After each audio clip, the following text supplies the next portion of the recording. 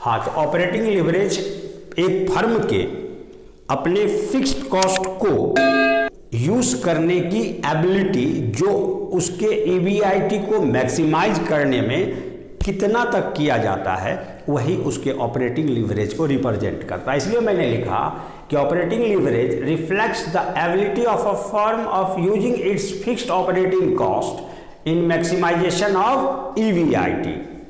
In other words, the sensitivity of percentage change in EBIT due to percentage change in sales or contribution is referred as operating leverage। यानी कि अगर sales में या contribution में 5%, 10% कुछ भी change होता है तो कितना मल्टीपुल हो करके ईबीआईटी चेंज होता है, इसी सेंसिटिविटी को, यही रिस्पॉन्सिव एबिलिटी को हम क्या कहते हैं, लीवरेज कहते हैं। यानी कंट्रीब्यूशन कितना रिस्पॉन्सिव है सेल्स के चेंज के लिए।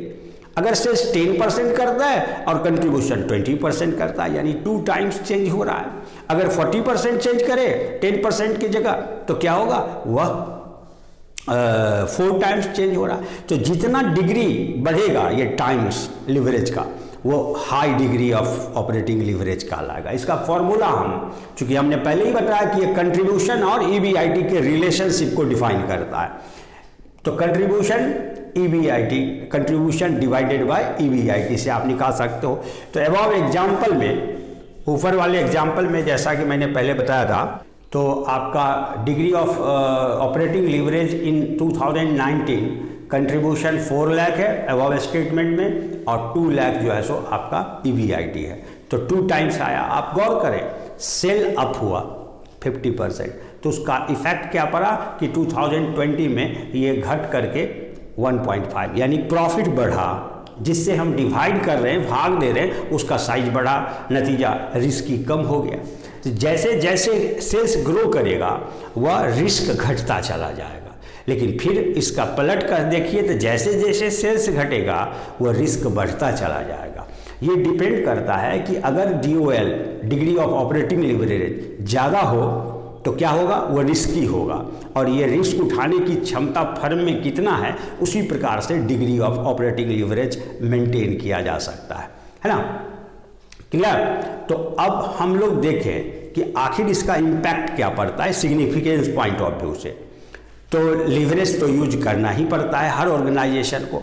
तो अगर फिक्स्ड ऑपरेटिंग कॉस्ट का साइज बड़ा हो जाए तो क्या हाल होगा, ऑपरेटिंग लिवरेज हाई आएगा। ऑपरेटिंग लिवरेज कैसे कैलकुलेट होगा आप समझ चुके हैं।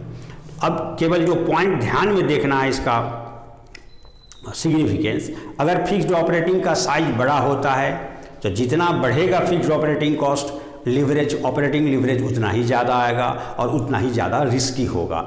अगर फिक्स्ड ऑपरेटिंग कॉस्ट के साथ साथ ऑपरेटिंग कॉस्ट बढ़ने के कारण दूसरा क्या इम्पैक्ट पड़ेगा कि आपका ब्रेक इवन पॉइंट अधिक लेवल पे आएगा, ऊपर के लेवल पे आएगा। क्योंकि फिक्स्ड कॉस्ट जब बढ़ता है तो ब्रेक इवन पॉइंट ऑटोमेटिकली बढ़ता है। आप जैसे 10 रुपीज़ का परचेज करके 15 में बेचते हो तो 5 रुपया मार्जिन ऑफ प्रॉफिट है। आपका फिक्स्ड कॉस्ट जब 2 लाख था तो आपका ब्रेक इवन पॉइंट 40,000 यूनिट था, यानी fix cost divided by margin of profit. तो 2 lakh divided by 5 is equal to 40,000। अब आपने फिक्स कॉस्ट उसको बढ़ा दिया, लिवरेज को बढ़ाया, तो अब 3 लाख फिक्स कॉस्ट हो गया ऑपरेटिंग का। अब 5 से आप डिवाइड करते हो तो 60,000 यूनिट आता है। तो जहाँ 40,000 पे आप no profit no loss point पे थे, अब आपको 60,000 यूनिट खरीद के बेचना होगा, तब आप पहुँचोगे नो प्रॉफिट नो लॉस। यानी आपको हमेशा तैयार रहना होगा कि हमारा सेल्स 60,000 के ऊपर ही रहे, तभी आप प्रॉफिट पोजीशन में हो सकते हो। इस तरह से क्या होता है कि प्रॉफिट ब्रेक इवन पॉइंट भी हायर लेवल पर होता है अगर लिवरेज हाई होता है तो इसका खामियाजा भी भुगतना पड़ता है। अगर ये सेल्स डाउन हो जाए तो फर्म लॉस की स्थिति में आसानी से आ जाती है। तो हाईली लिवरेज उसी के लिए एप्लीकेबल होता है जो फर्म का इनकम, प्रोडक्ट का मार्केट शेयर और डिमांड ग्रेजुअली ग्रोइंग पोजीशन में हमेशा बढ़ते हुए क्रम में हो, यानी मार्केट शेयर उसका बढ़ता जा रहा है, कंपटीशन में कोई सामने नहीं है। इस तरह का जो फर्म है डिजर्व करती है, उसके द्वारा वो हाई लिवरेज का इस्तेमाल किया जा सकता है। Okay, thank you.